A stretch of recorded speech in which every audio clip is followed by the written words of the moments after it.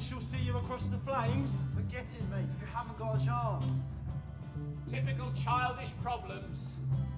Sparks fly like stars in the night. Everybody drawn to the bright bonfire light. With its flickers and flashes, our dreams take flight. Upward soaring, twisting right. Come on now, time for bed. Oh, please, just a bit longer. We want to watch the bonfire. Go on then, but mind you don't play too near that fire. Great night for it.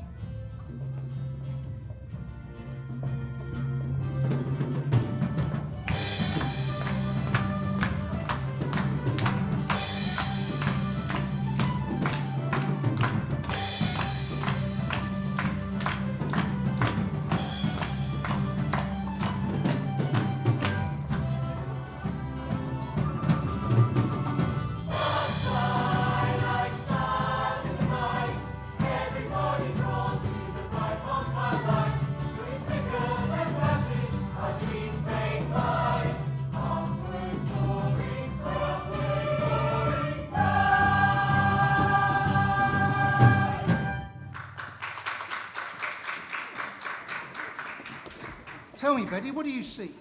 It feels exciting, like anything could happen. Those are the words of a naive young woman. I am a young woman. Not anymore, you're not. Not since your father persuaded me, against my better judgment I might add, to take you on as an apprentice. You are a writer, a journalist. So what should I see? I can't tell you that. Take another look for yourself and tell me what you see.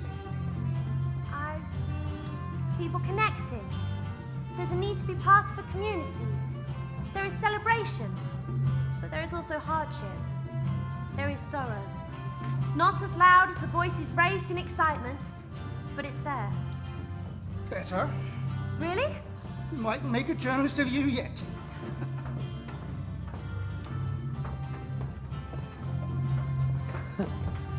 Don't tell me you're still working. It's an important event for the community. It needs to be documented. I know, but Mr. Waters, can we steal her away? Please do. If she's off duty, so am I, and I can have a drink. Aren't you bored out of your mind spending so much time with old Franklin? He's helping me. There isn't anything he doesn't know about newspapers. And how come a girl is being given the chance to be a journalist? That's enough, Lynn. He's right. Girls are only good for two things. Potto! Let me speak for myself, James. Franklin is my father's cousin. He wanted to take on one of my brothers as an apprentice, but when he realised they weren't interested, I pleaded with him to take me on instead. He didn't want to, said it would make him a laughingstock.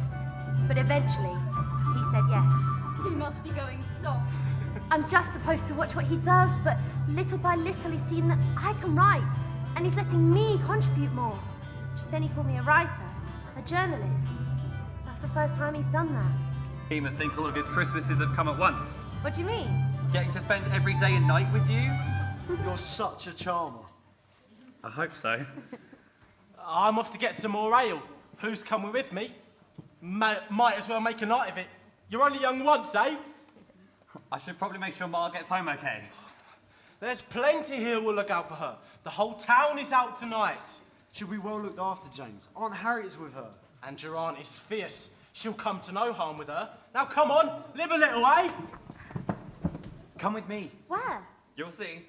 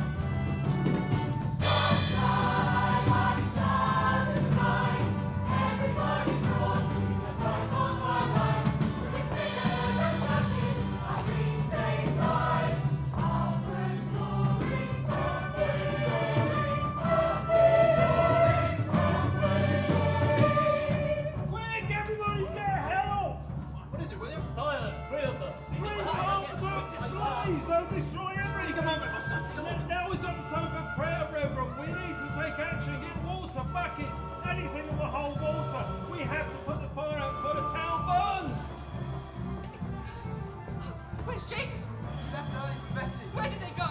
I don't know. To the fields, I think. Oh, tell me he's safe. You will be, Mark. Just get home safe. I'll see that she gets home. You go help put out the fires. Come, sister.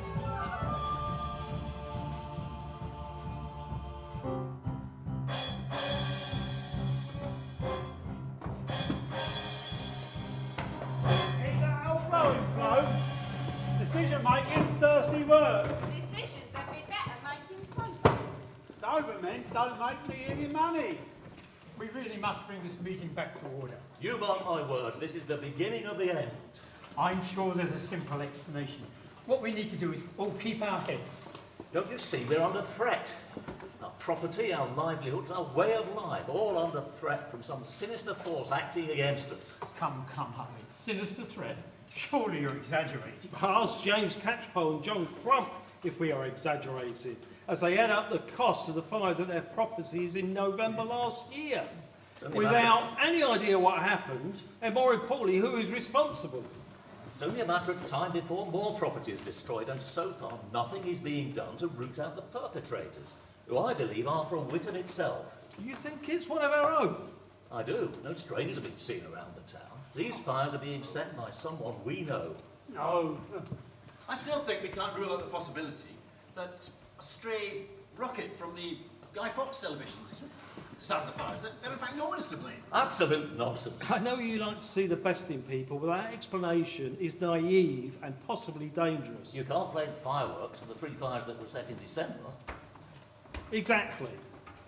We need to take action. With your permission, Charles, I would like to suggest that we appoint the respective magistrate, William Wright Luard, as the investigator of the fires. Somebody needs to find answers for us.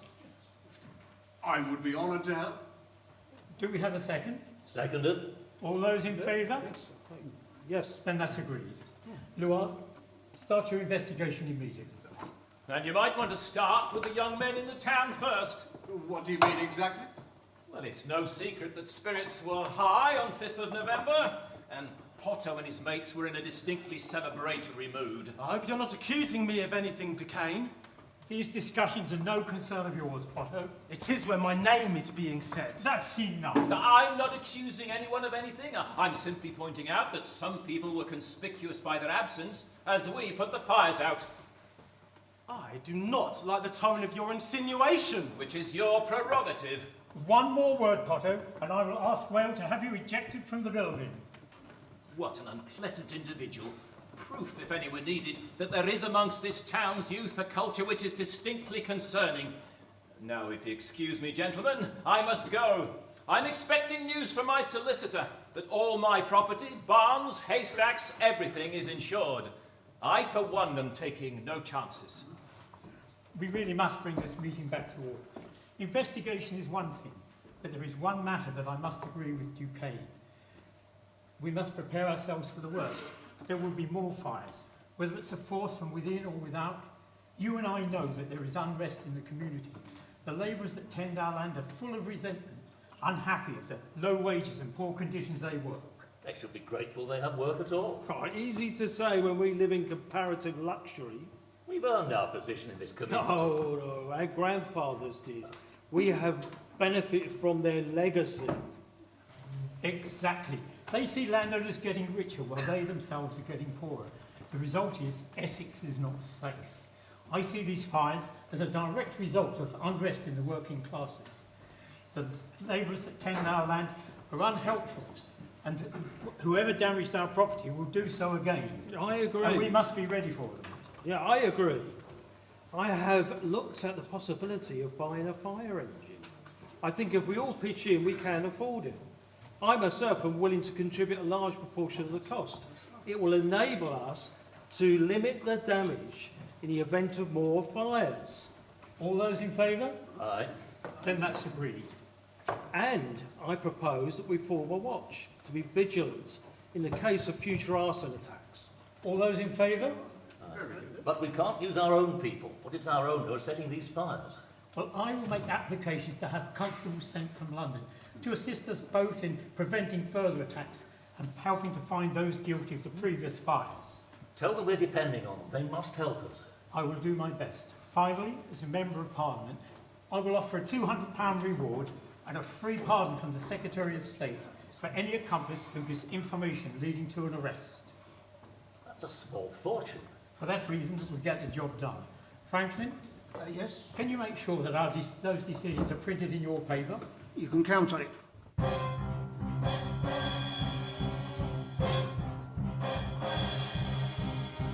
A hill wind was blowing, we needed to act, we needed a man to vanquish this evil, justice will get, we'll catch this villain, filled with regret,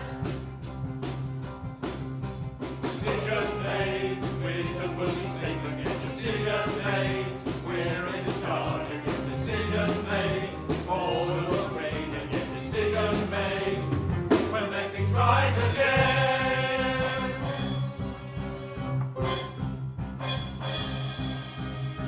We'll do right by ours at whatever the cost, by a fire engine new to prevent no loss. We'll employ great men to watch over us, we'll catch the man who has this hold over us. Decision made, wisdom will be safe again. Decision made, we're in charge again. Decision made, order will reign again. Decision made, we'll make things right again.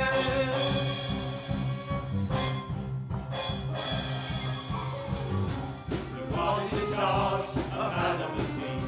He'll have our support, everything that we need. We'll offer a reward, the sweeten the deal. Flush out this villain, his fate will seal.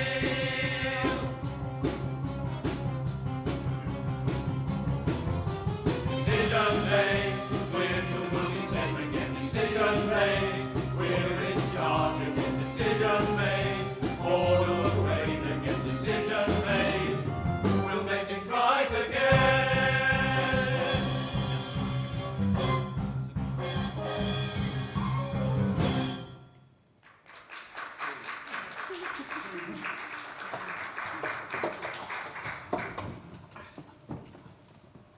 I think I speak for all of us in thanking Charles for chairing this meeting with dignity and sense. And I think I speak for all of us when I say the sooner heads roll for this attack on our property, the better.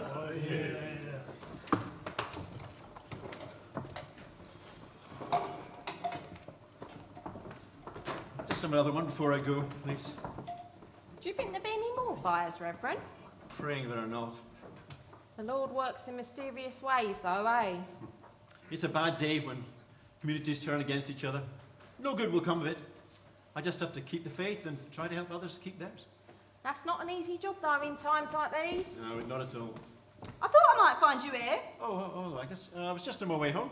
but you were waylaid by another pint of ale, were you? Me and the Reverend were just talking about the Lord's work. I'm sure you were, but the Reverend has to eat, and he has a sermon to write before Sunday, so we best be getting along. Agnes Milton, there are times where you sound more like his mother than his housekeeper. That says maybe, but someone needs to keep an eye on him. Have the great and the good come up with a plan, then? Well, there was a lot of talk, not as much action. You're a lucky woman, Florence Whale, getting to be a fly on the wall while the men make all the decisions. No! No! Some call it luck. I call it compensation for having to live with him. No! I'm coming! Just give me a minute, will you? Come on, Reverend, let's get you home. You're looking tired.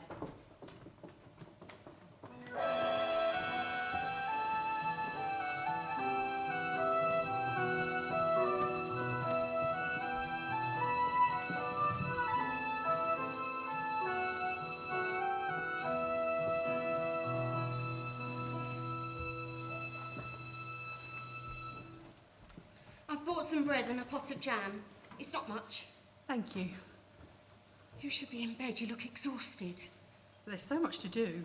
It can wait. You need to look after yourself. Josephine Hutley will be here first thing for this mending. You know how she gets when she's kept waiting. Josephine Hutley should have learned to do her own mending. I need the money, Harriet. Those children of yours need to pay their way.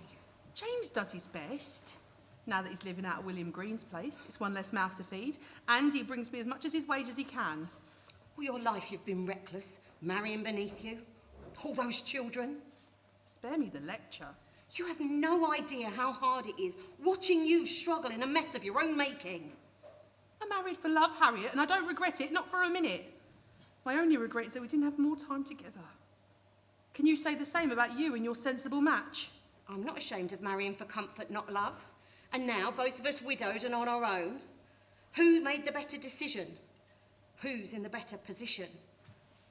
Which of us is in arrears with her rent and which of us is facing eviction? Which of us is too ill to work? How does your decision for marrying for love look now? I wouldn't give up one moment with my husband and our children for a lifetime of comfort. And although you have money, you can't pretend you're not lonely. I'm sorry, Dorcas. I don't mean to hurt you with my words, but I'm so worried about you. The way you're living, hand to mouth, not knowing where the next meal will come from. It can't go on.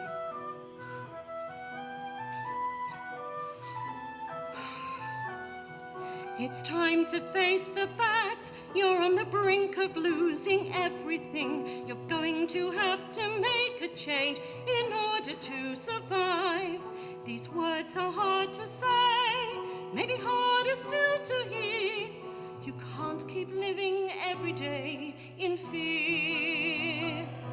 This daily battle can't go on.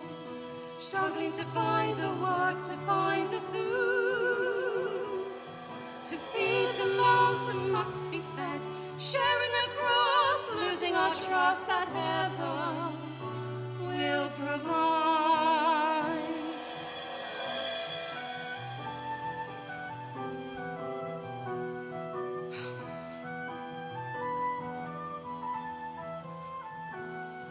I wasn't meant to do this on my own, but here I am. How can I cope without the love from my man who should be here? I find it hard to carry on, to keep a steady track. It's too much to provide without some slack. Why is life so cripplingly hard? Without some help, we might starve. What hope is there when hope is gone?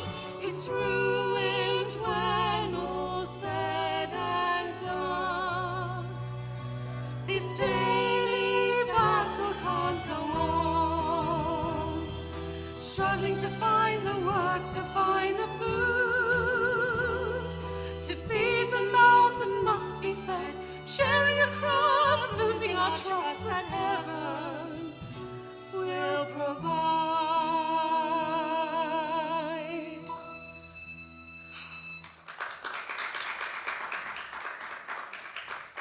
Let me help you. Pay last month's rent. Help you get back on your feet. No, you've done enough. We'll manage. Somehow. Mrs. Cook, Mrs. Hales, I hope you don't mind. Mrs. Cook, I've come to see how you are. Agnes said you're a little unwell. How can she be anything but unwell, Reverend? Living in a house that's damp, that's too small for her and her children. It's a disgrace that the community of Witham, that your church, cannot do more to help a poor widow in need. We do our best, Mrs. Hales. We make donations from our funds when we can, and I'm here for any spiritual needs you have. It's not enough. It's the best we can do. Please, both of you, you are giving me a headache. Your visit is appreciated. Thank you, Reverend. You are in our prayers. Sadly, prayers will not put food on the table, nor will they pay the rent. That's enough. I can hear the children, and I don't want them to know how bad things are. You coddle them. They are my children, Harriet. And I will raise them as I see fit. Now, please do as I ask. Ma, the fire engine's arrived from London. Oh, you've seen it? Gleaming it is. I can't wait to see it in action. Oh, I hope we never have need of it. How are you today, Mrs. Cook? Oh, can't complain, Betty dear. I must say you're looking ever so radiant. Thank you. I can't stop. I just wanted to call in to see if you're feeling any better. I've written something I want to show Franklin about how the destruction is a result of the poverty and hardship of those without means to live a comfortable life. Is that what you believe? Yes. It's not mindless destruction. It's a cry for help, a protest at the way the poor are treated. I'll see you tonight, James. I'll see you tonight. That girl is a whirlwind. Oh, she's a breath of fresh air. Now, James, Will, why don't you take your Aunt Harriet home and I'll prepare something for tea? Are you ready, Aunt Harriet? I am. Now take care, Dorcas. I'll pop in and see you tomorrow. Now, tell me about this fire. Just slowly.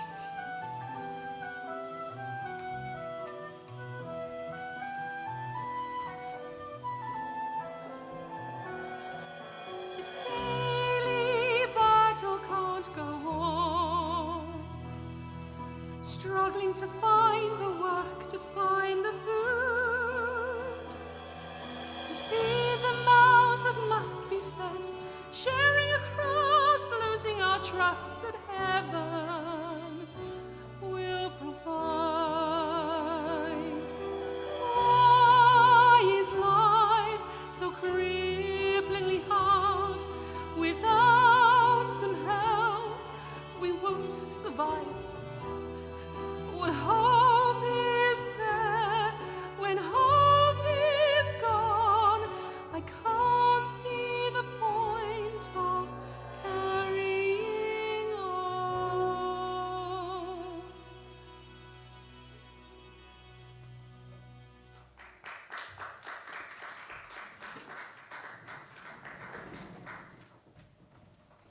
Two months on and 3 more fires. What is Luard up to? He's not been idle, you know. This is a complicated case. Luard is a friend of mine, but he knows to resolve this situation immediately. Somebody needs to pay for the destruction we are suffering. How much did you lose? Enough. The fire was started in my barn, but luckily it didn't spread. It would have been far worse had we not had the engine. Well, I'll say this. When you lost first hand like we have, you soon realise how quick you can lose everything. Yeah, so far it's been isolated things that have burned, but what's next? Our businesses, our homes? I lost all my feed for this winter when they burned that stack. It's going to cost me a fortune to buy in what was burnt. And I will have to pull down the ruins of my barn so as I can build its replacement. I warn you to sort out your insurance. When nothing is safe, you need to make sure you've covered your back. I didn't think it would come to this. And then you are simply naive. The world is a cruel place.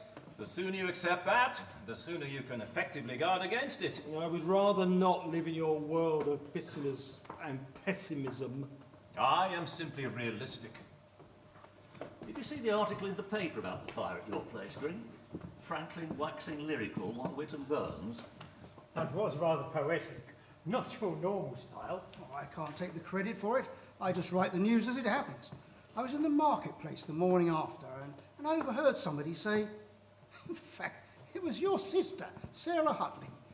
The reflections of the light of the flames on the clouds was singular. The trees looked like spectres, and it seemed to us that the world was on fire. Our world is on fire, our livelihood threatened, our future is lost in the flames. What will it take? Where will it end? Our one hope is to find who's to blame. It's more than frustrating, not knowing, just waiting. Oh Lord, heaven forfend. Our children, our wives, all risking their lives. Dear God, when will it all end? Our world is on fire, our livelihood threatened, our future is lost in the flames. What will it take? Where will it end? Our one hope is to find who's to blame. They set fire to hayricks and all the wild time ticks with Luard just wasting his time. So far our magistrate is nothing but second rate. We need an arrest for this crime. Our world is on fire, our livelihood threatened, our future is lost in the flames. What will it take? Where will it end? Our one hope is to find who's to blame. Luard's my close friend, I know he'll defend our way of life with good sense. But wanton destruction without compensation is making the atmosphere tense. Our world is on fire while villains conspire to turn our new world on its head. They sow such confusion under the delusion we'll lower the price of their bread.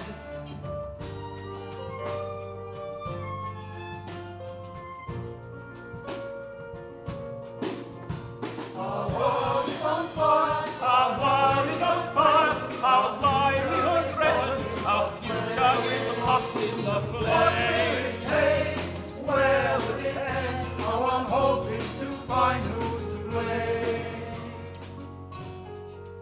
I just hope we can find who's to blame.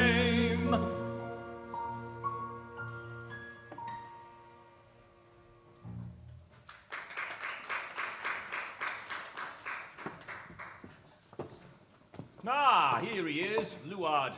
I'm impressed you dare show your face around here. Gentlemen. What have you got to say for yourself? That's enough, Peter. Investigations are ongoing.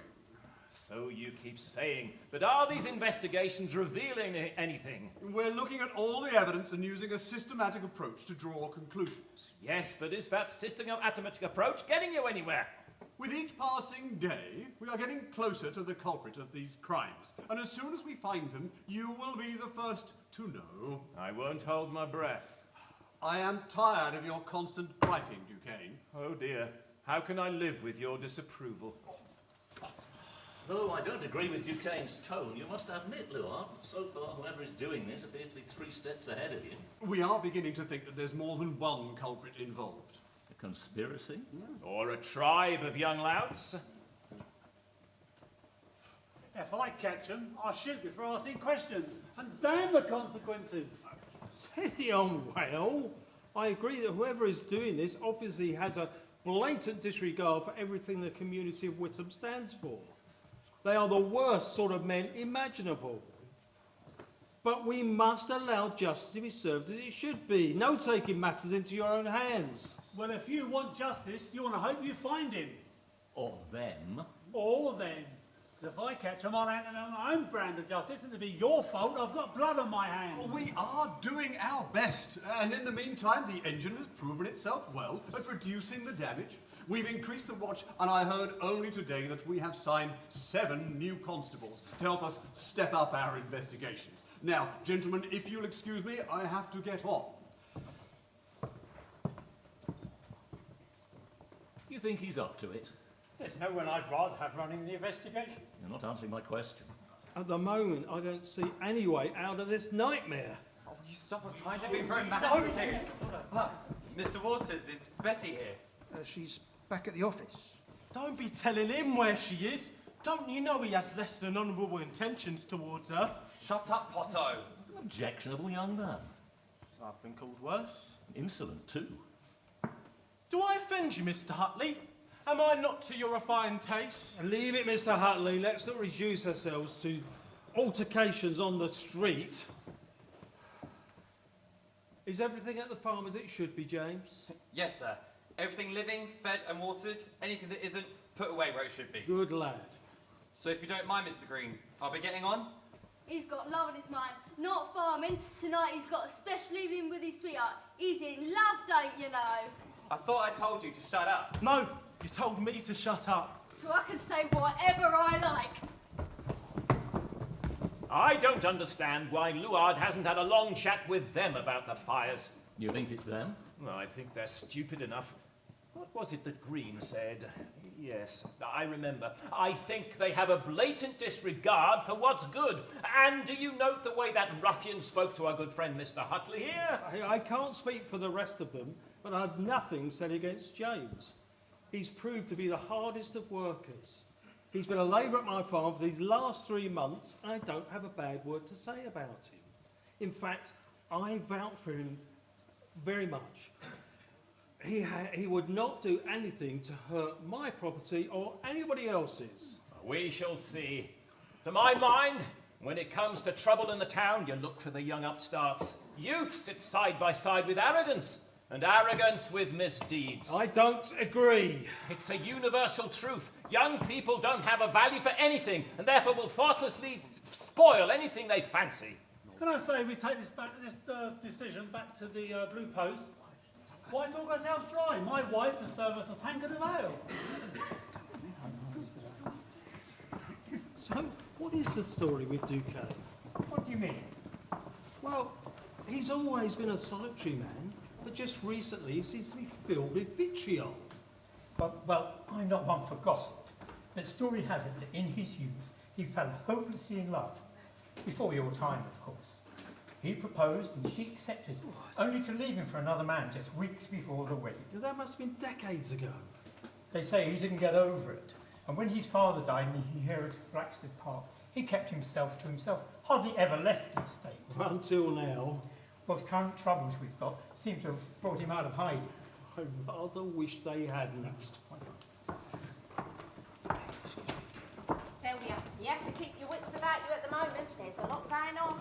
You can hear some of the things being said in the Blue Post. The men of the town, they don't know which way to turn. Oh, it's like Reverend Newman has washed his hands of it all.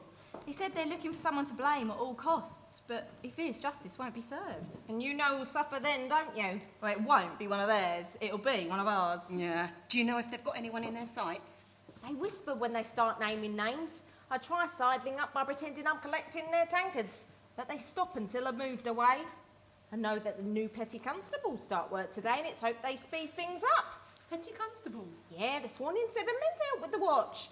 Many say, because that investigator Luard isn't up to the job. I feel I must interrupt. My husband is doing the best he can. He just can't be in more than one place at a time. You're married to that Luard then, are you? I am, and proudly. He is a good man doing a difficult job with not a lot of help or cooperation. Forgive me if I don't get out the violins. There's no need to be like that. It's a difficult time for all of us. But more difficult for those of us who are at risk of having our property damaged and of losing everything we've worked so hard to achieve. Inherited it more like. I beg to differ. I think not knowing if you can feed your children is more of a challenge, and nobody's doing anything about that. There's no special investigator appointed to deal with the poverty and despair that so many in our town are feeling, including my own sister. Harriet, not here. Have things really got that bad? Now see what you've done. Don't worry, Betty, dear. Please don't say anything to James or Will. If there's anything we can do to help, you just need to ask. I don't want your charity.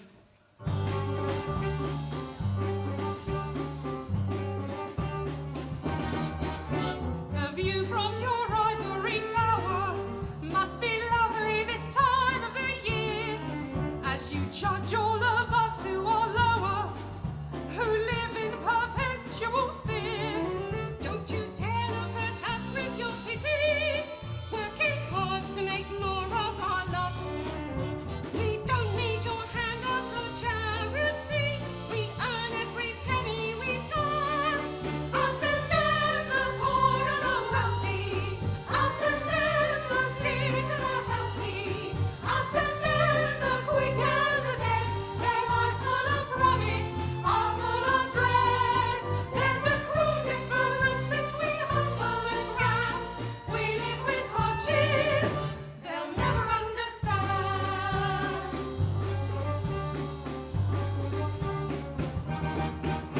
We may not have your airs and graces, your silver spoons choking your bread, but we won't be viewed as disgraces as we graft our way towards death. We're proud of the life that we've worked for, and this town that we gladly call our, and the children we bred and we care for, but the inequity turns all things sour.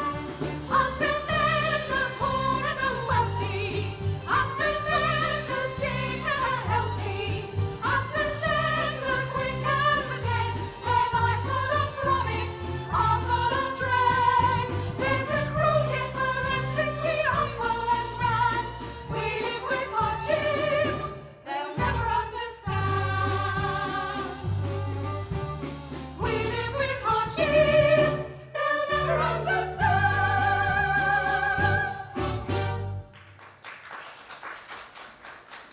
What we need is a happy ending to all of our stories. I wish they would get to the bottom of these fires so we can start building bridges in our town. instead of suspecting everyone of plotting against us. If only it were that easy.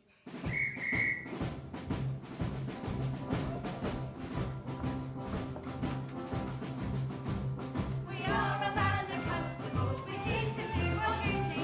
We're only swayed by working hard, by bribery or beauty. We hurry right and scurry left and search for high and low. We stop at naught to catch our man and never let him go. He lost the list, must not be caught, so we can see the time. I can't say what's and constables and put us out to rise. We're the constables of Winston, the best in all of Britain. When we make our first arrest, they won't know what is it. You may think it is ironic that those seem shambolic, that some of us feel bony when we look like alcoholics. Who knows when we will get this done? We're hoping maybe through this, but we'll get paid as soon as we want. No matter if we lose. Listen to will find the work he says in all his lies, and then we see your Lord admits that we're a work of lies. He wants us out, he's constables, but wants a hopeless cause. We can't deny our rescuers, look like they've lost the cause. We're the constables of Winston, the best in all of Britain. When we make our first arrest, they won't know what we do. You may think it is ironic that though this seems shambolic, that some of us walk only when we look like alcoholics.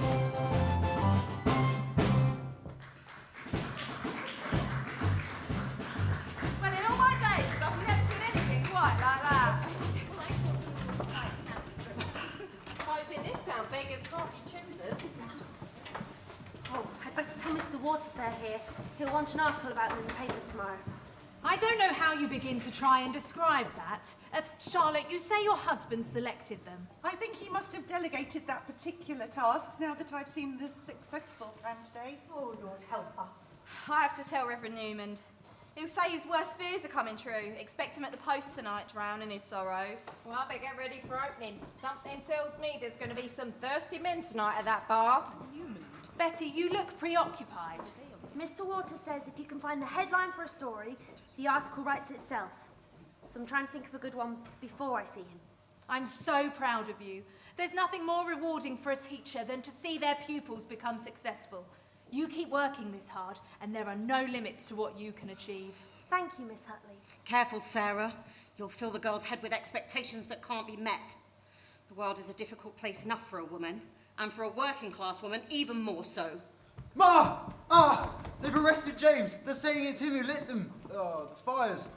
Saying it's him who lit them all. He's been taken to the police station for questioning. Ma, you have to come. Come, sister, we must sort this out. As predicted, it's one of ours that was blamed. Well, I'm sure that... No, don't you say a word. You and your husband have done enough. Go back to your comfortable homes, your farms and your privilege where you belong. And leave us common folk to start yet another fight, just to live an honest life. What is to become of us?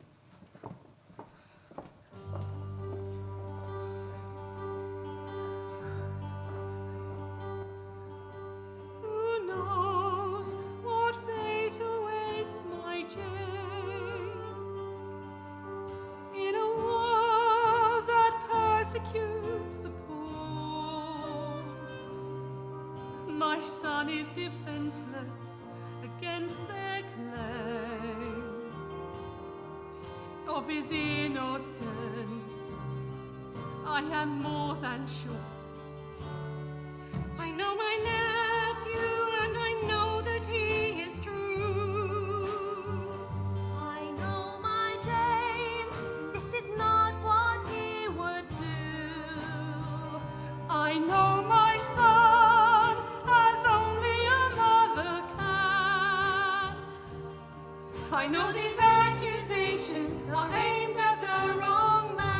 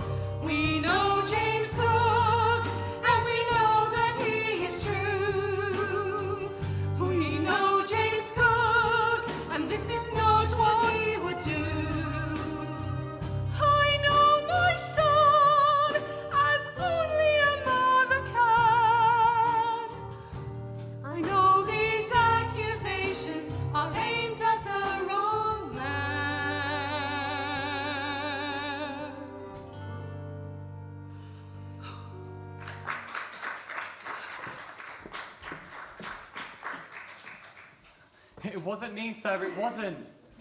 I think we have to believe him. And which version of his story do you think we have to believe? In the days since he's been in custody, he's told us 5 already.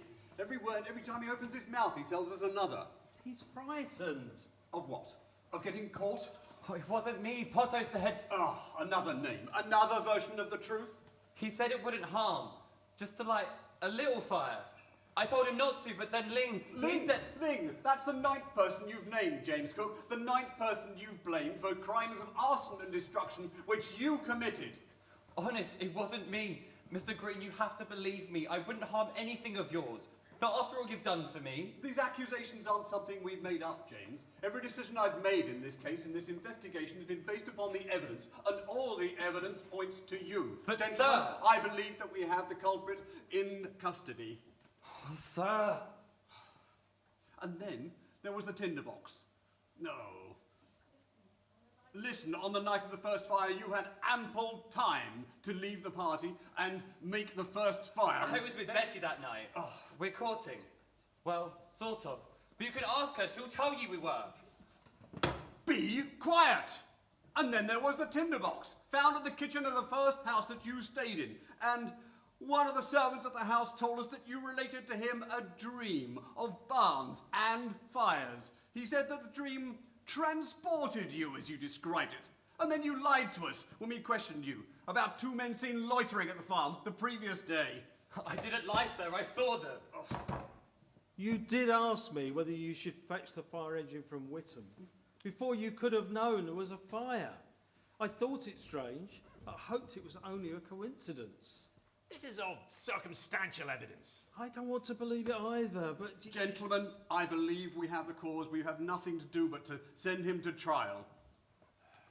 James, did you think for a moment what this would do to your mother? Oh, don't tell her, Reverend. Please don't tell her. Oh, it's too late. She's outside looking like she's about to expire at the thought of bringing up a criminal and a reprobate. That's enough, Luard. James, listen to me. At best, you're a stupid, naive boy. At worst, you are a criminal. And if that's the case, you will hang. No, Reverend. You need to listen to me. I did not light those fires.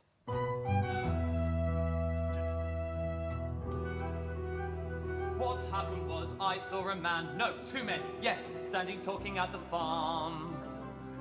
One looked shifty, should have guessed they were gonna cause real harm. They had their heads down, they were talking, it was them that lit the fires. It wasn't me, I'll tell you more, believe me, I have never been alive.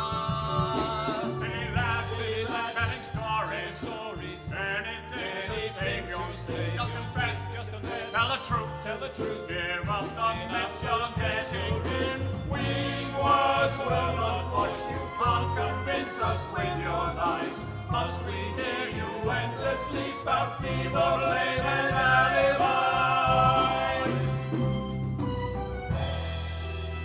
What happened was Potto dared me, he can't be trusted. When I protested, Ling shot me down. I think it's them, they know who's been setting fires throughout town.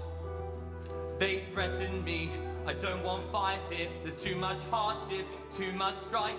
It's hard enough being poor and starving. It wasn't me, I swear on my life. Silly lads, telling stories, anything to save your skin. Just confess, tell the truth, give up the mess you're getting in. Weak words will not wash you, can't convince us with your lies. Must we hear you endlessly spout evil blame and alibis?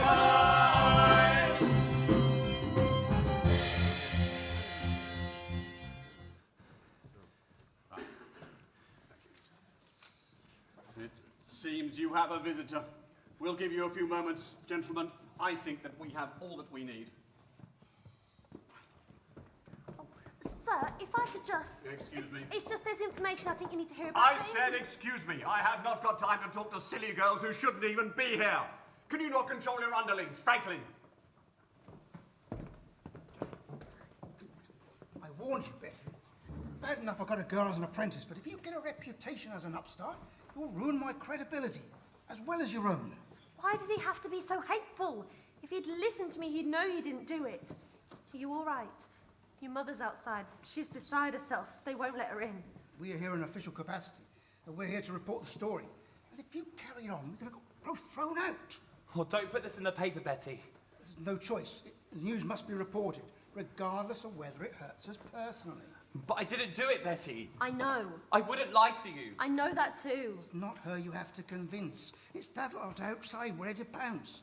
They need a conviction for this crime, and Luard needs a conviction to keep Britain's faith in him. And it looks like it's you. It's all right. I've got a plan. You do? That's not what it sounded like from what they were saying. It sounded like they have made up their mind and that you are guilty. No. I've given them so many names. They'll find one of them guilty, and then I'll get the reward. And that's your plan? Yes. I'm not sure it will be enough. It's all I've got. There must be something we can do, Franklin. You believe in me. That's all that matters. I do. And I'll do everything I can to make sure you get out of here. Betty, come with me. This boy has some thinking to do. James Cook, take a long, hard think about how you can turn this around. You are in far more trouble than you think. It's time to behave like a man. Your future depends on it.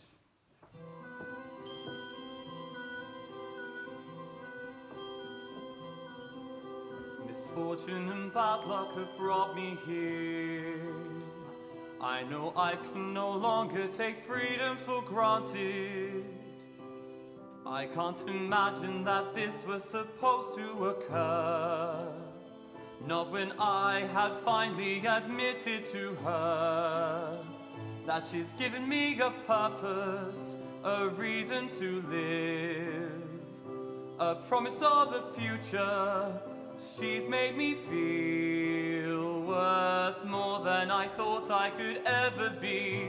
She's told me she loves me, she's chosen me. Wrong place, wrong time, the worst twist of fate. I'm accused of a crime I could not contemplate.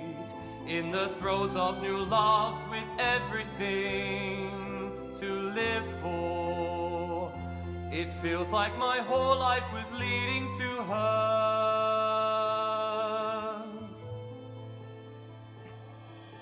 And everyone must overcome hardships they face. Adversity builds character, so they say. So I will be brave, I believe truth will out.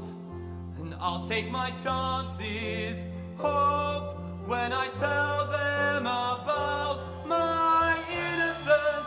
These men will believe me, my story, they'll realize that I couldn't have done it. Have pity on me, my mother, my family. I have to provide for them. They need me.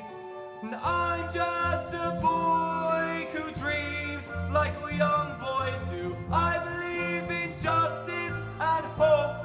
The rich folk do too. With her by my side, there's nothing that I can't do. We'll get married, promise to always be true.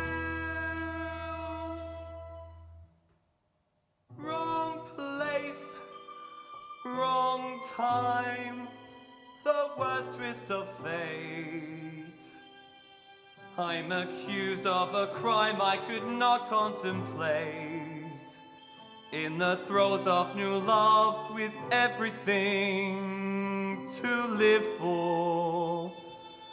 Maybe my whole life was leading to this, to her.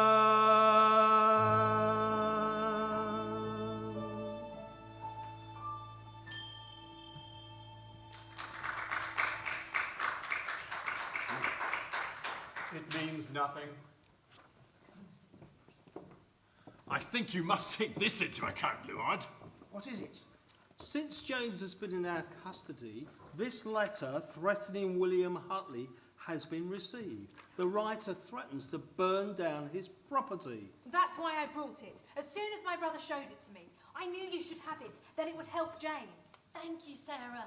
See, James is innocent. He was with me on the 5th of November, nowhere near where the fires were. I know why she's trying to protect her sweetheart, but what interest do you have in this case? James Cook is a good lad. I taught him to read and write. There isn't a malicious bone in his body.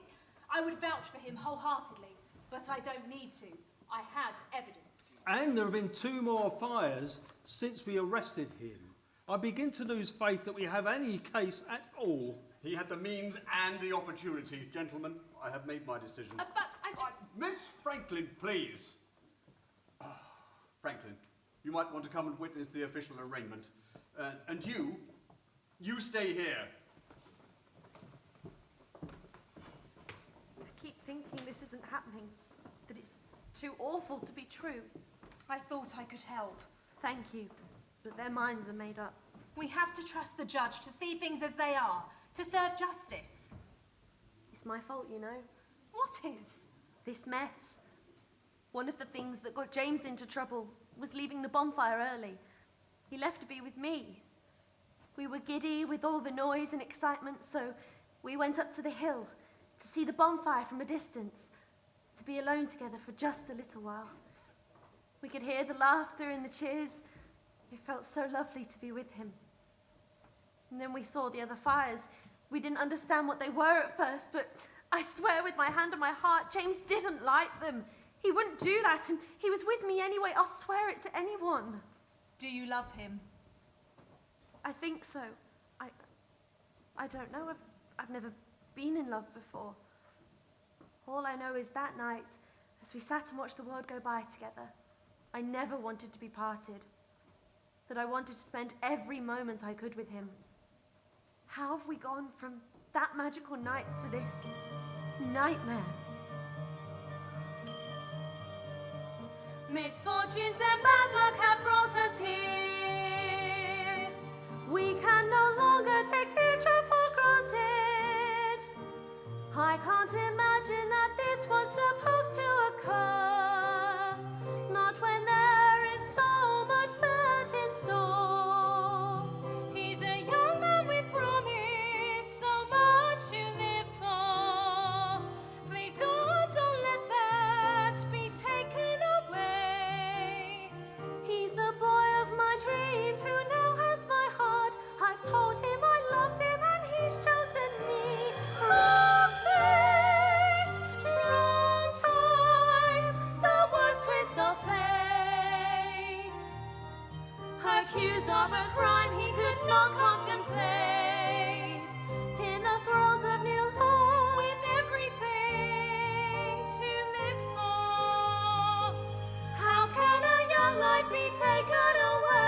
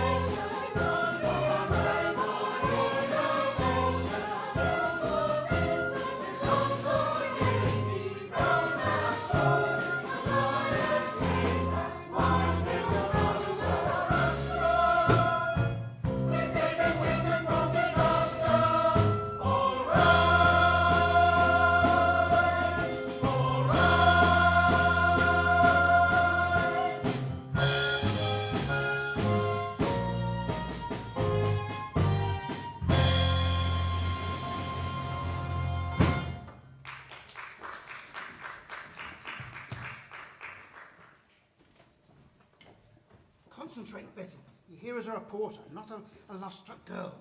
I can't when so much is at stake. That piece of paper decides so many futures. Concentrate on what you can see, what you can hear. Concentrate on the facts. Prove to me I made the right decision when I took you on. I'll try. Who's she?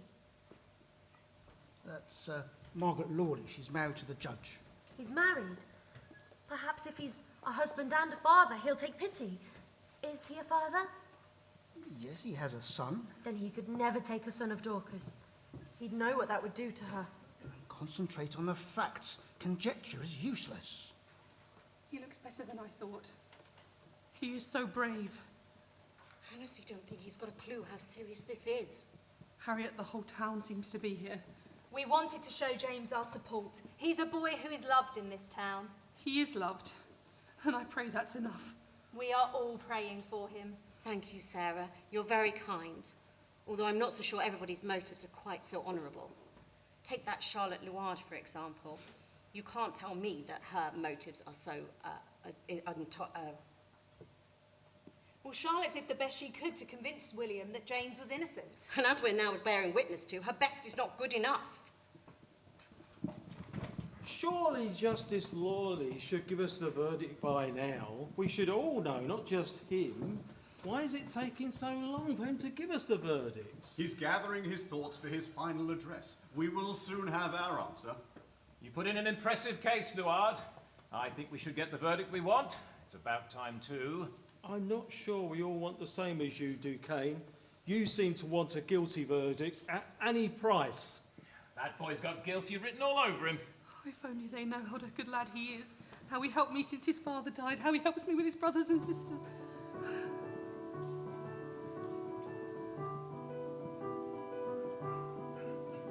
The son that I raised is a child that I love. He is honest and patient and strong. He looks out for his family, me most of all, and I've never known him do wrong. This youth that I taught is as straight as a die. I would risk my standing to vouch for his name. Never cheated or lied, he's always worked hard. I beg you to believe what he claims. If I could speak in this court, I would say, please listen, take notes from your heart. See ties of friendship and love that surround him, and take care not to tear them apart.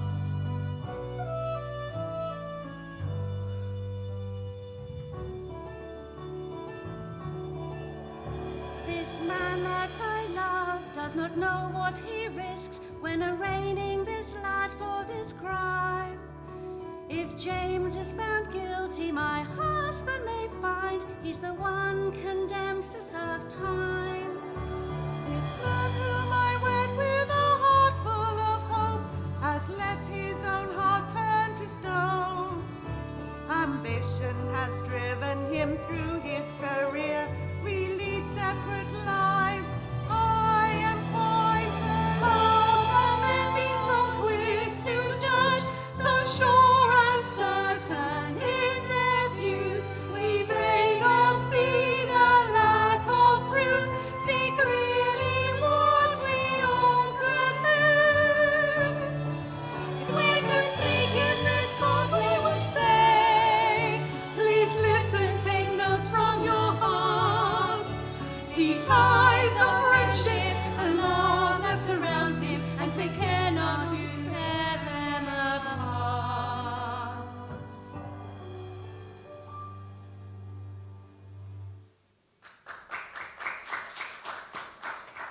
Foreman of the jury, how do you find the defendant James Cook on the charge of arson? We find James Cook guilty, sir, but recommend mercy in sentencing, owing to the defendant's general good character and youth. It's going to be all right, Dorcas. You're going to get your boy back. James Cook, you are found guilty of the charge of arson at Oliver's Farm, the property of Mr. William Green. Both the jury and the prosecution have recommended leniency in sentencing. Due to the escalation of crime in our country, in particular this crime, I feel it is necessary to set a severe penitentiary sentence. Accordingly, I sentence you to hanging by the neck until dead.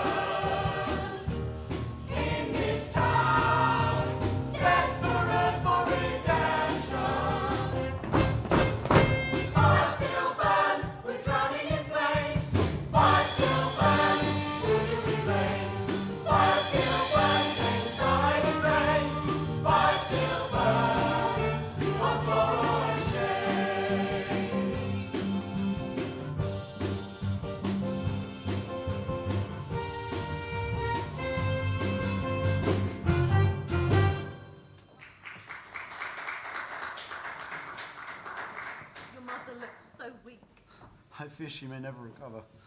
It's as if James's death has broken the heart of the whole town. And you? Are you heartbroken? I've cried more tears than I ever thought possible. But they don't do me any good, and they won't bring James back. I did my best, but they wouldn't listen to me. Luard ignored me, even the Reverend. They ignored my truth. Because I am a woman. If they had just listened to me, they would have known. He would still be here. You're right. There is nothing we can do to bring him back. All we can do now is live our lives as best as we can. For him. Please, let me take you home. Will, make your mother understand she shouldn't be out. I want to take these flowers to James's grave. You need to rest if you're to survive this. Ma, please listen to Aunt Harriet. I don't know if I want to. What? I don't know if I want to survive this. Ma, you have to. For me. For the little ones.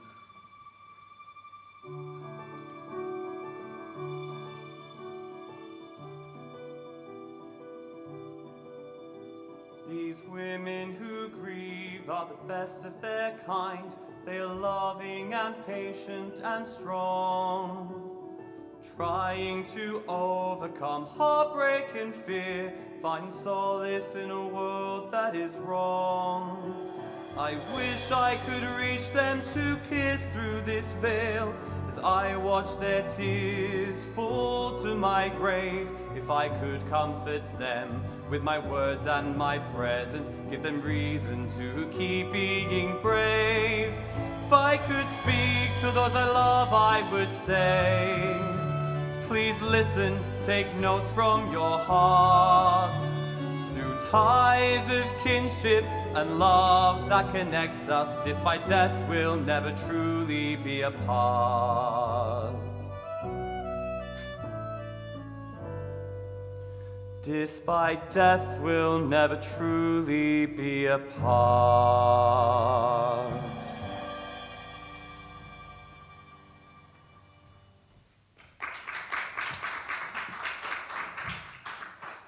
Mrs. Cook, Will is right. There are too many people here that need you, that love you. Let me help you get home, and then Will and I can take the flowers, and we'll say a prayer for James while we're at the church. Mrs. Cook. Excuse me, but we're on our way home. My sister, as you can imagine, is not very well at the moment. But I just wanted to say... No, William, you do not need to say anything. You have said enough. But I feel responsible. You are responsible. I never thought for one moment that the judge would deliver that sentence. James didn't stand a chance. Because we don't have your money and status. Our kind are always at the mercy of your kind. And what we already know, and you are only just finding out, is your kind have no mercy. Now, good day to you. I must get my sister home.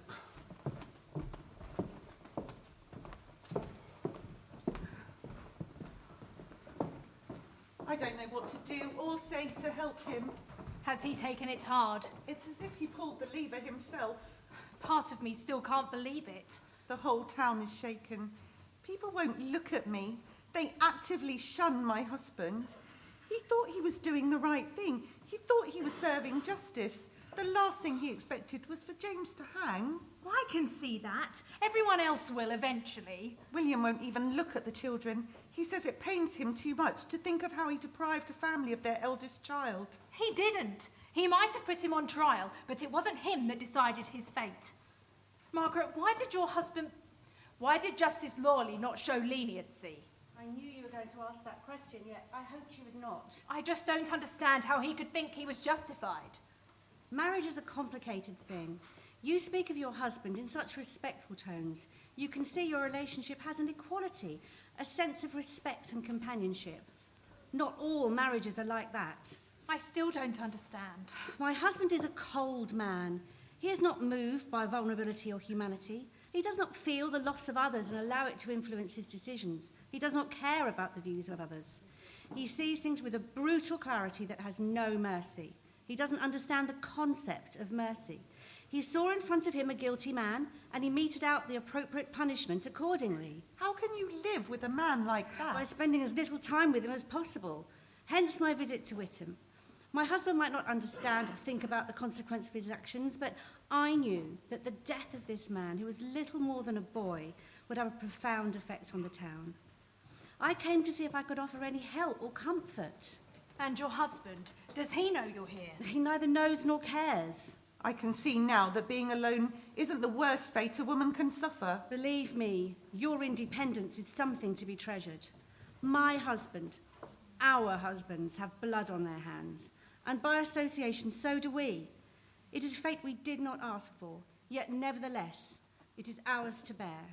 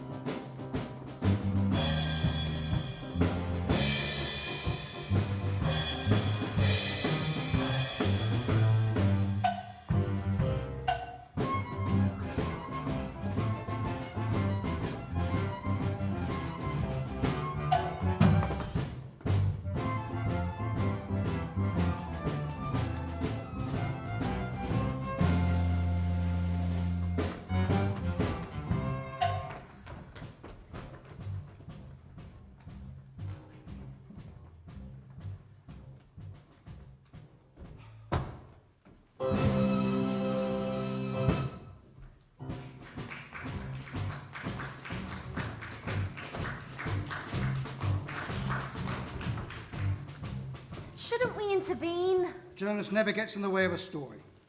These men don't know what they are doing. They're just obeying their orders. And we have witnessed firsthand the damage that is wrought when they do. Luard must stop this happening. You know as well as I do, the fires are still burning, and the wealthy men of Witham are terrified that their properties are going to be the next ones to go up in flames. They want convictions for the crime, and it's Luard's job to make sure he gets one. That's just more evidence that James was killed unjustly, murdered by that judge. That's the story we should be writing. Look, I know you've had a horrible time the last few weeks, and I'm sorry for your loss, but we have a job to do, a job you begged me to let you have. I'm going back to write about the arrests. Why don't you take a little time and join me when you're ready to work? I don't need time. No amount of time will help me get over the needlessness of his death. Such a waste. But it will help me clear his name.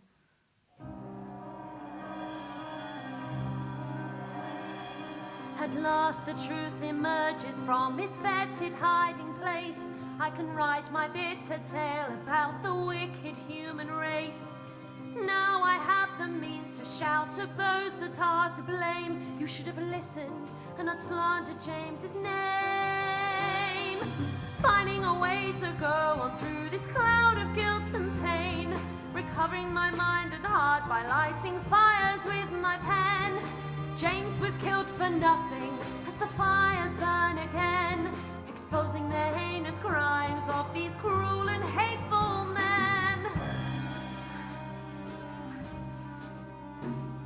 Luard will be condemned for his lack of comprehension. Because I am a woman, he treats me with condescension.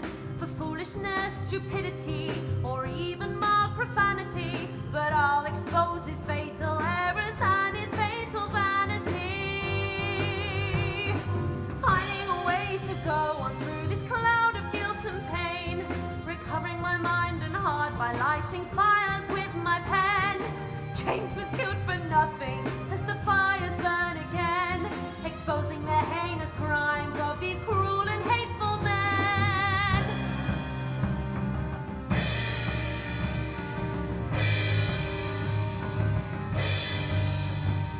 I'm young and strong and resolute. I know what must be done.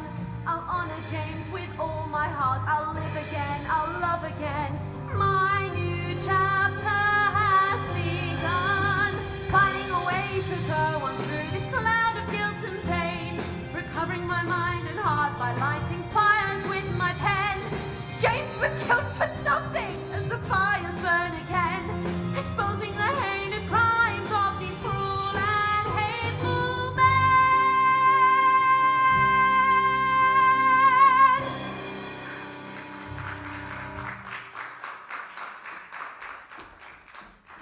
heard.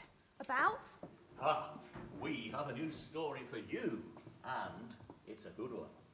They found out who sent that vile letter. The one I brought to the police station when James was in Threatening to set fire to our buildings, our stores and our house. We got news this morning that the wastrel who sent it is in custody. Have they given you a name? It was Edmund Potto, Betty. I don't believe it. I think if you were honest, you can. He was always getting into trouble, as if he couldn't help himself. From what I heard, he had quite the reputation about the town. And on more than one occasion, he was rude to me in the Blue Post Inn. They charged him with 7 of the fires too. All of them apart from... The one at Oliver's farm? Yes. They'll do anything to avoid admitting that James was innocent. It appears so. I'm sorry, Betty. The important thing is they have our persecutor. It was one letter, William. That letter caused a great deal of upset. Don't upset yourself, dear. It's all over now. There's nothing to worry about. So, it looks like we'll be back in that courthouse again sooner than we thought. Oh, didn't see you there, Duquesne. Just taking a healthy interest in the news around town. Indeed. No, but we'll have to wait for the trial, and that won't be until the summer assizes. It will be a few months before justice is served. Believe me, that courthouse and justice don't necessarily go together. You seem to have a high opinion of yourself if you think you know better than our appointed courts of justice. I've seen what their justice looks like far too clearly to have any faith in it. So, girl, what do you have faith in? Truth. And I'd rather not stay to have you patronise me any further. I know full well what you thought of James and my friends. You made no secret of your bitter dislike of us. Please don't condescend to engage me in any further conversation. Certainly put you in your place there, Duquesne. Not the first time a woman's done that, as I recall. Come, William, let us take a walk along the High Street. Our good news has put me in mind to buy myself a new pair of gloves.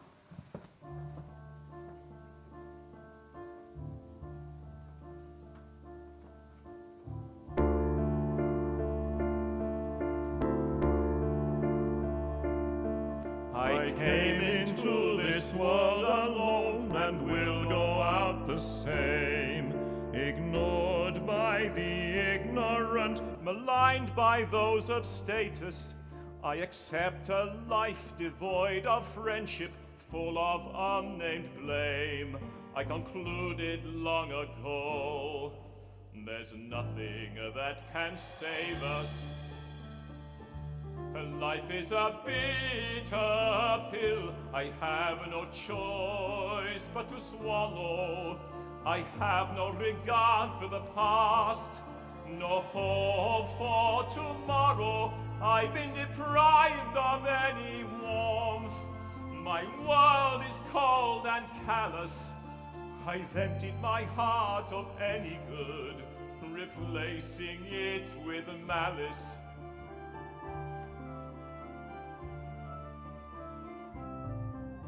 For a moment, I lived a better life, memories that sting. I met a girl who promised all, pledged all her heart to me. She left me heartlessly, didn't care that I was breaking. Since then I've been the bane of Whittam's high society. Life is a bitter pill, I have no choice but to swallow. I have no regard for the past, no hope for tomorrow. I've been deprived of any warmth. My world is cold and callous.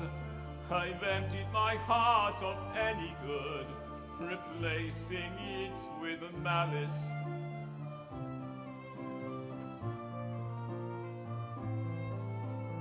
What was done to me I do, spreading bitterness liberally. They need to see the truth, that hope is just a fallacy. I find their hope pathetic, wanting their world on a plate. Such a poor rose-tinted aesthetic, and their entitlement mills me, fills me with hate.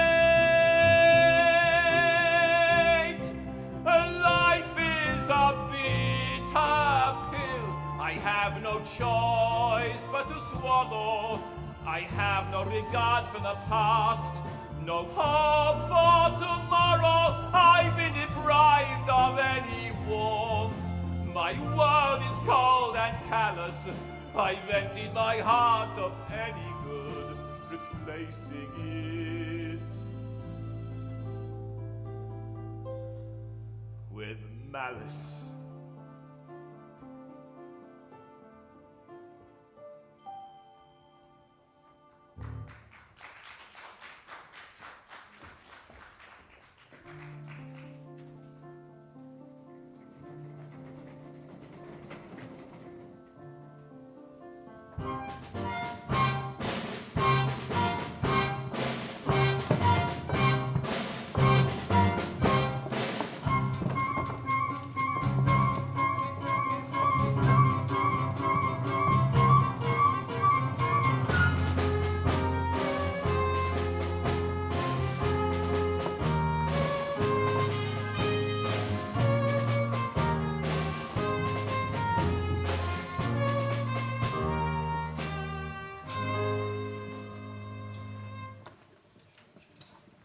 Order! Order! We are gathered here today to try one Edmund Potter, who is charged with 7 counts of arson and 1 count of sending a threatening letter to William Hutley. How do you plead? Your Honour, if I may interrupt. And who are you? With absolute respect, Your Honour, I am here to represent Edmund Potto, and it has come to our attention that the jury you have gathered to try this case, made up entirely of farmers, are almost certainly prejudiced against my client, as they have suffered or are at risk of suffering damage to their property through the current spate of arson attacks. And what do you propose we do about this? It is our wish, which is well within Mr. Potter's legal rights to ask, that this jury be dismissed and a new one sworn in. Can he do that? I've never seen it happen before. Your request is accepted. I hereby decree that a new jury be sworn in, and that it shall contain no farmers nor landowners in their number.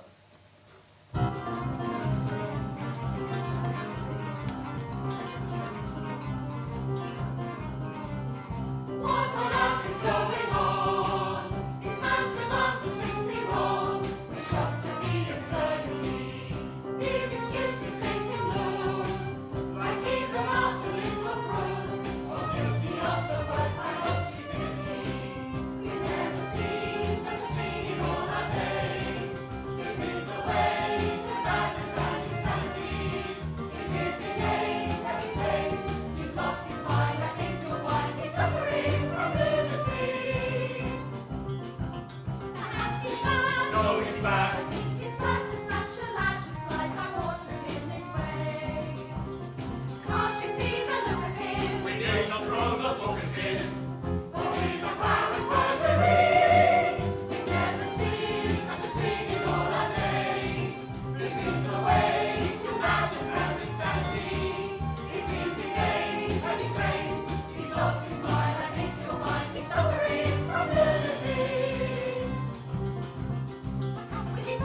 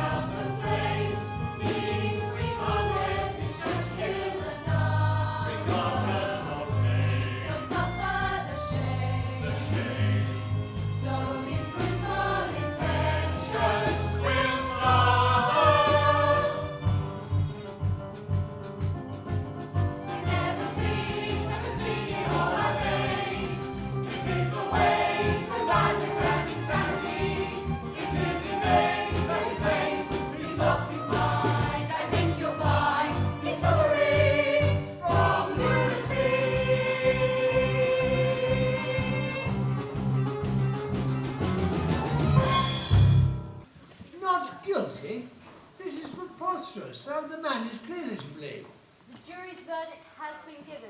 Justice has been served, Your Honour. Nonsense. The town of Witham has gone mad ever since the death of that boy James Cook. Lost their appetite to see justice done, decided that death is too high a price to pay for crime. This sort of justice will see the country go to rack and ruin. You mark my words. You may have decided on the matter of the fires that no doubt satisfying your own consciences, but totally unintelligible to mine. However, in the interests of law and order throughout the country, I shall have the final word. Edmund Potter, you have been found guilty, despite your innocence in the matter of the fires, you have been found guilty of sending a threatening letter to William Huxley, causing much pain and distress to himself and his family. To do such a thing in the current climate is quite frightful. A man of your appearance can be so deeply immersed in guilt, it is a very difficult conjecture. I hope that you will endeavour to repay some of the crime you have committed by some deep and sincere repentance in your future conduct. For this crime, I sentence you to the maximum punishment I'm able to deliver. Transportation for life. What on earth have we just witnessed? Benefits of money and social standing. That's what they can do to justice. Let's just put it this way. When you come from a family like Potto's, justice is much more likely to come down on your side. That's not true. It's not like he got away with anything. He's still been sent away forever. But Lillian, he's going to live. Does that matter? I'm never going to see him again. We are the worst people to be having this conversation with. Look, I'm sorry that James died. Really, I am. But you can hardly say that my brother got off lightly. I don't know how to answer that. I do. Come home with me. See how broken my mother is.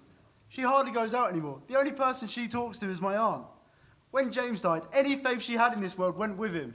My family is devastated and I have no way of fixing it. I understand. No, that's just it. You don't understand at all. Will's right. We are not the people to be talking to about this. I'm happy for you, Lillian. Really, I am. I'm happy for Edmund. I wouldn't wish what happened to James and to us on anyone. But the injustice in the difference between the two sentences is something that cannot be denied. That's not Edmund's fault. Or mine. We're wasting our breath, Betty. I have to go now. I promised Mara I wouldn't be long. I'll go with you. Why wouldn't they see it from my point of view? When I write this story for the paper tomorrow, I write about a young man whose father is a respected courier, of whose auntie is married to a successful business owner, a young man with status and resources, purely because of the family he was born into. When I wrote about James Cook's trial, I wrote a story about desperation, of poverty, of a lack of social standing, about hardship. The Cooks had nothing. Now they have even less. The same cannot be said about the Pottos. James Cook didn't stand a chance. Money and a good word from the wealthy of Witham gave Edmund Potter the chance he needed to survive.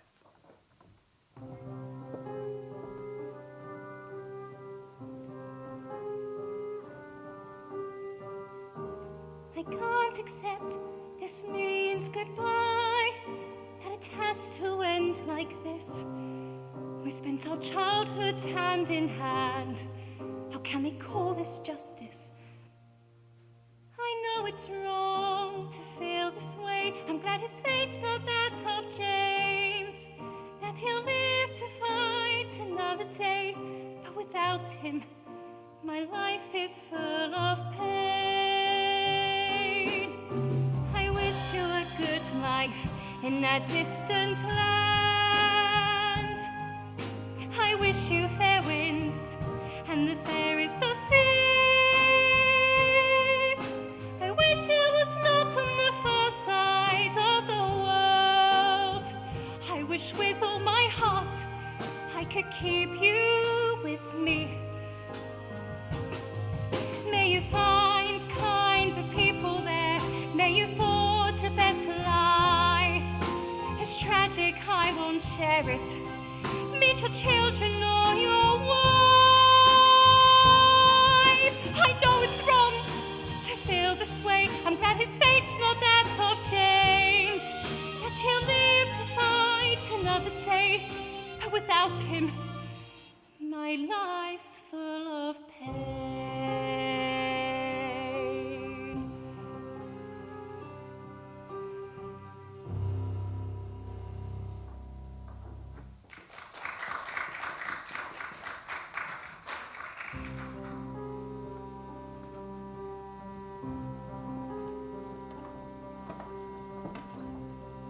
It's a fine day for it. Indeed. Let me guess, you're only here to make sure Potto is written? Let's just say I shall be happier when he's on his way to another continent. And your good lady, still in a state about him? Oh, not in the best frame of mind. Constantly nagging about why he still hasn't been sent away, delaying carrying out his sentence. As if I had any say in it. Sometimes the wheels of justice turn really slowly. Too slowly, if you ask me. But the day is here, and we have a great deal to be thankful for. Not least that the fires have finally stopped. Hasn't been one for months. And it appears we got the right man in the end. I'm not sure I like your attitude. In fact, truth be told, I never have. You pushed the blame towards James last year, and because of that, an innocent boy was killed. Was he innocent? I'm not sure we can be certain of that. We can be absolutely certain he didn't need to die. And as for me pushing the blame, I think it can easily be argued that we all have Cook's blood on our hands, every single one of us. That's enough, Duque. Yes, it is. I would step away, sir. It would be a shame if our day of justice was ruled by a serious altercation. As you wish. Good day, sir. I wish you joy of your day of justice. Please excuse my outburst. There's just something about that man. I couldn't agree more. Are you sure you want to be here? It's the first story Franklin has let me write myself. I want this. If recent events have taught me anything, it's that you've got to make the most of every opportunity. Well, I'm here if you need anything. Thank you. Thought I might find you here. What was that for? Leaving me to do all the work this morning. If it weren't for Agnes, I'd still be at the Blue Post Inn. Washing, sweeping, cleaning. Missing out on all the excitement. Well, you're here now, ain't you? And look, just in time. I'd like to put him on that ship and let it sail away. What? Nothing, husband. Never said a word. Edmund Potto, you commenced this journey as a result of being found guilty of gross crimes against the community of Whittam. This boat will take you under guard to Plymouth Harbour, where you will board a ship bound for Australia. The damage you've done to our community will not easily be forgotten. However, the Lord our God is a forgiving God. As he says in Jeremiah, I will forgive their iniquity and remember their sins no more. You have the opportunity to live a better life, a life that shows God you are his son, and you are thankful for his mercy. Go in peace. Edmund, No, Lillian, don't make a fuss. but this is it. I will never see you again.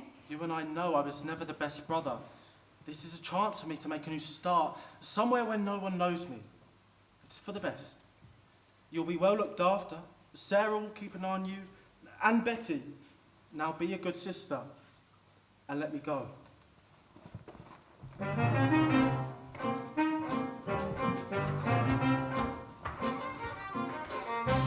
From the ashes of a hopeless life, from broken dreams and stolen chances, I now look upon a future bright. The life I dreamed of is in my sight.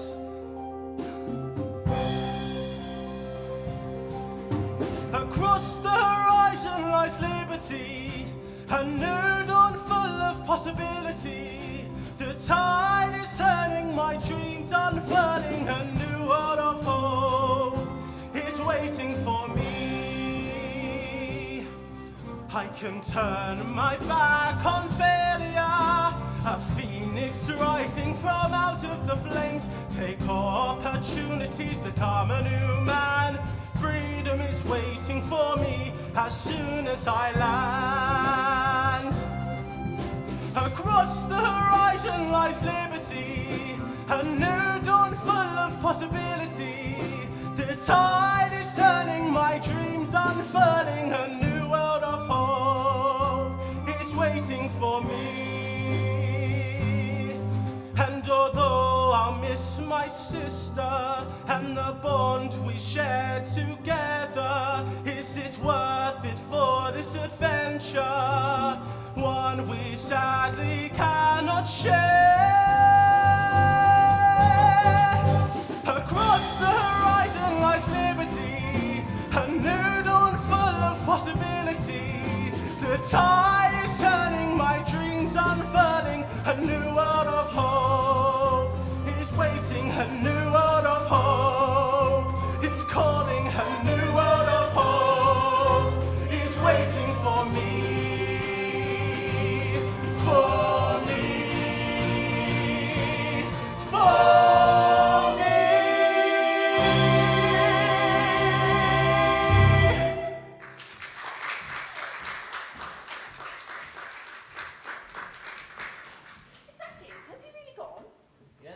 trouble us again. Come on, let's get you home. We've had enough excitement for one day. Thank you, William. She thinks he's evil, doesn't she? My sister-in-law isn't one for seeing the complexity of a person or situation. She tends to judge everything and everyone at face value. He isn't as bad as she makes out. Edmund just did stupid things. I suppose it made him feel more important. I know. None of us are blameless. In a way, we all have to do what Edmund is doing. Turn the page and start a new chapter. Well, it looks like we've finally got something to celebrate. The fire stopped burning, the renegade responsible left never to return. I say let's return to the Blue Post for a well-earned ale.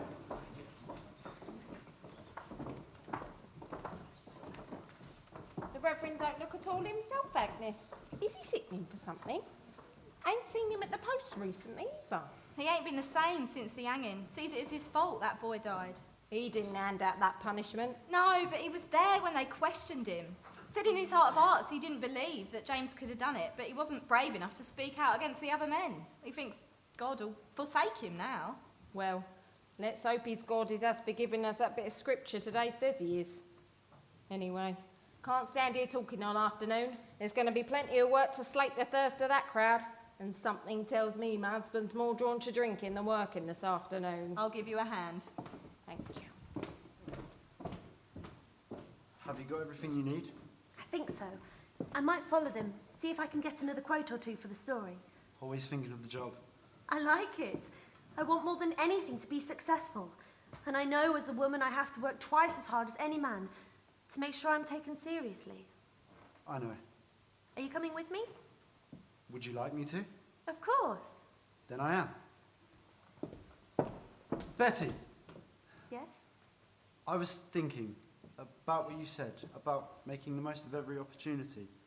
And I've wanted to ask you this for such a long time, but I was too frightened that James was too much in your memory. And I just wanted to ask you that if you could... Will, what is it? I was wondering, would you, Betty, do me the honour of becoming my wife? I won't stand in the way of your work, and I'll do whatever I can to support you. And I'd be happy to live in the shadow of you for the rest of our lives, because I love you, Betty, and I know I'll never be your first choice, because James was your Will. first, and... Yes? You're not giving me a chance to answer. You're right, I'm sorry. Stand up. Is that a no, then? Because if it is, then I'll... Will, please be quiet. I'm making sure I have the right words. Will Cook, I will gladly be your wife, but there will be no more talk of one person being in another's shadow, and no more talk of second choices. We will stand as equals, side by side. I choose to live my life with you as my only choice, with you as my one true partner. So is that a yes? Yes!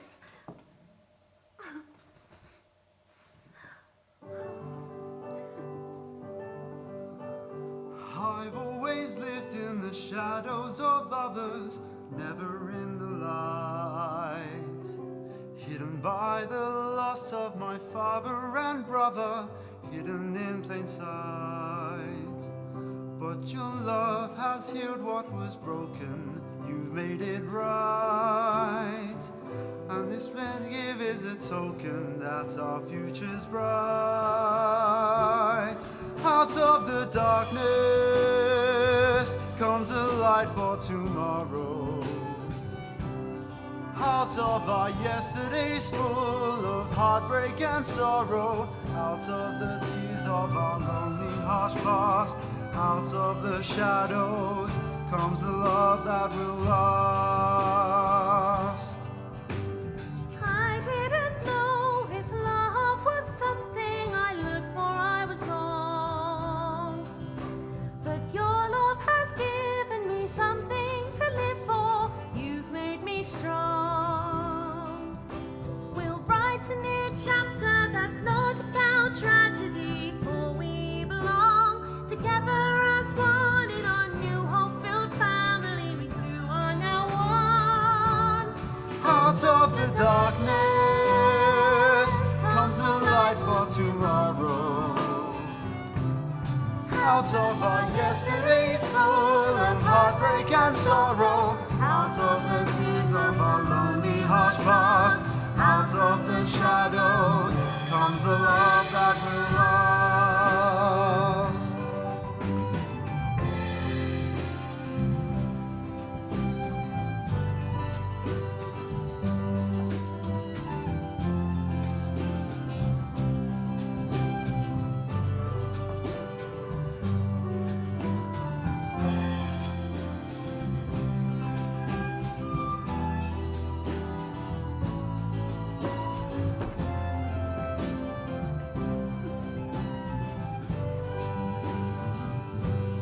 You are my equal, you are my match. Our past intertwined, now our future is two. No more hiding, we'll share what's to come. You're the equal of me, I'm the equal of you.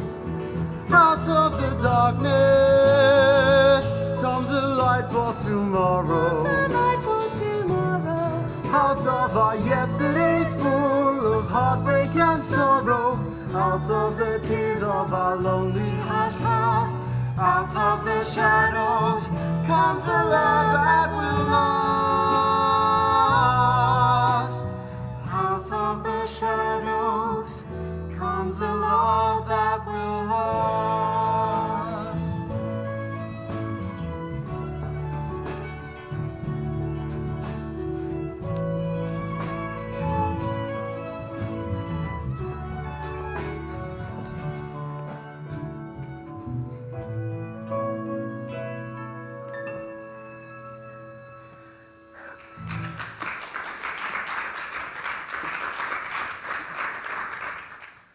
Do you have to go to the Blue Post Inn now?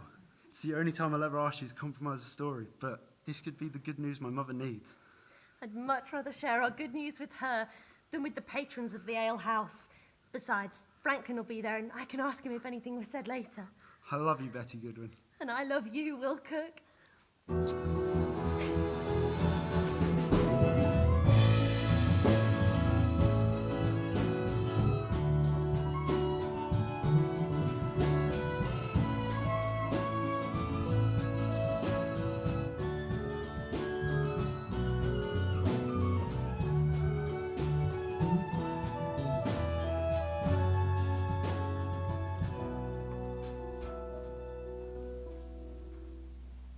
I think you have a cheek coming round here. Harriet, please. I understand your anger, Harriet, but William really wanted to be able to speak with Dorcas. You have done enough damage. The only thing Dorcas wants is for her to have her boy back, and you can't do that. I'm so sorry. I'm sure you are. However, it's not our responsibility to make you feel better. We are not asking you to do so. Then what do you want from us? Forgiveness. That's what you want, isn't it? Forgiveness. I never should have asked for the trial. I was under such pressure to get a conviction. And all the evidence pointed towards James, and I pursued the case relentlessly. I know now that I should have taken the time to speak to Betty when she tried to speak to me, but I dismissed her. I should have known better. I never thought I never thought for one moment that the judge would deliver that sentence. I pleaded with him to show some leniency, to get him to change his mind, but every plea fell upon stony ground. William hasn't been the same since the trial. He doesn't sleep. He is haunted by the ghost of James and the misery he has caused you and your family. You cannot think that your suffering is the same as my sister's. She lost her son, and you were instrumental in that. I do not deny that. We are trying our best. It's a shame you didn't start trying earlier. Please, all of you, do not raise your voices or your tempers. There has been enough distress. All I want is some hope. Can you give me any hope? I think some good did come of this tragedy. How could you possibly say that? Let him speak. The rest of the south and the east of England is in turbulence. Towns and cities are full of the poor, who are rioting against the rich and their mistreatment. They're calling them the swing riots. Fires are being lit in rural areas. The working man is set against the church and the landowners, led by the mysterious Captain Swing, who campaigns for a fairer world. But in Essex, we are finally beginning to find some equilibrium. Because of James. We are beginning to see the injustice and make steps to correct it. Almost everyone that's had a part in his death has reflected upon it, and changes are being made. I've heard that prosperity is beginning to return to Witham. God willing, we can move forward, and things look bright. Perhaps they do for you. Are you saying that my James's death counted for something? Yes, I think it did. I think in his passing we have all reflected upon our part in it, and things are being improved. I know I have learnt lessons that I will never forget. At a price that was too high. Undoubtedly.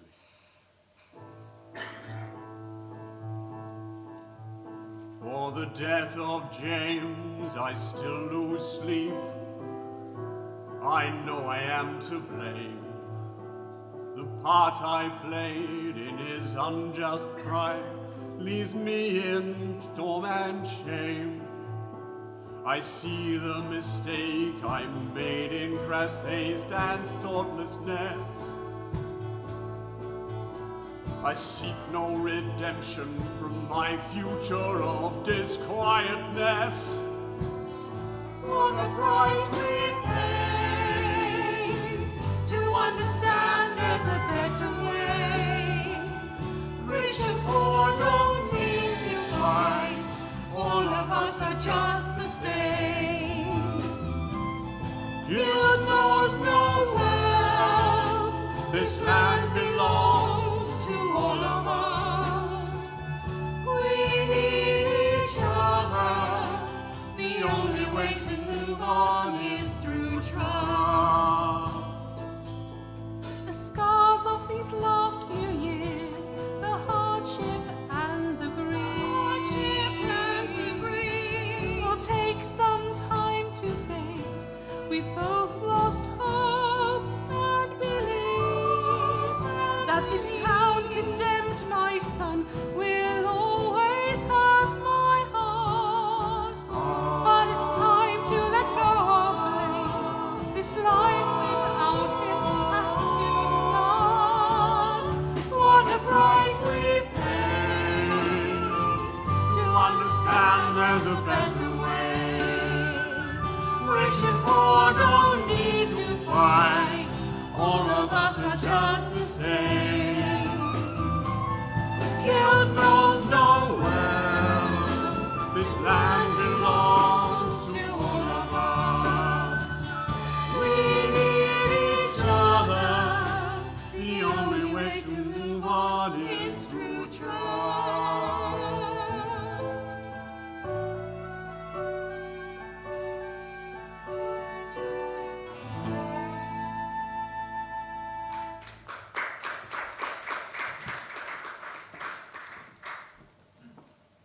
I do forgive you. Thank you. You will never know how grateful we are for your mercy. You did not know what would happen in that courtroom. No one could have imagined that he would I'm tired of going over and over it, wishing that there was something someone could have done. I am ready to move on. I want to try and find some value in this town my James sacrificed his life for. If there's anything I can do for you, anything at all. Please, that is not necessary. You have my forgiveness. I think it's time we move on. Ma! We have so much to tell you! What are you doing here? They were just leaving. Mr. and Mrs. Luard came to pay their respects. Oh, it's a shame he didn't have any respect for us when it could have made a difference. Don't spoil the good news, Will. We've come to an agreement that the best medicine for our misery is to move on and heal. Then I may have some good news to make us all feel better. What is it, Will? You're really quite giddy. Not necessarily an attractive quality in a young man. Nothing can dampen my mood, not even your sharp tongue, Aunt Harriet. Today, as we waved Potter off on his voyage, I asked Betty to marry me, and she said yes. Oh, what a thing to say! It's true, Ma Dorcas. Can I call you that? Oh, you can, my girl, and I'll be glad every time you do. Do we have your blessing, Ma? You do. You have my whole heart's blessing. Oh, I never thought there'd be any joy left, but you've shown me there is plenty of joy, even for me. Well, I do hope you've been saving for the wedding. Celebrations like that don't come cheap. Don't look so stricken. We will help you with everything that you need. That is not necessary. It's the least we can do. Please let us. Dorcas, now is not the time to turn down generosity. Betty, Will, what do you think? I think it is a very generous offer, and one we are willing to accept. Then we will begin the preparations immediately. This is exactly what Witham needs to help you celebrate. We shall make it the wonderful day that you and your family deserve. I was right to set my sights on the future. It seems to hold a great deal of hope.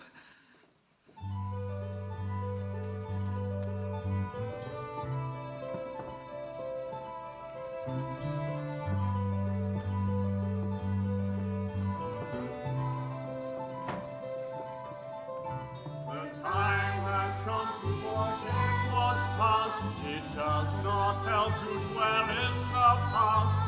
Hope is a medicine that heals the heart. It protects us from despair that would drive us apart. All we have is hope and tomorrow. Our strength and spirit will overcome sorrow. This is the start of a bright new dawn. As we look forward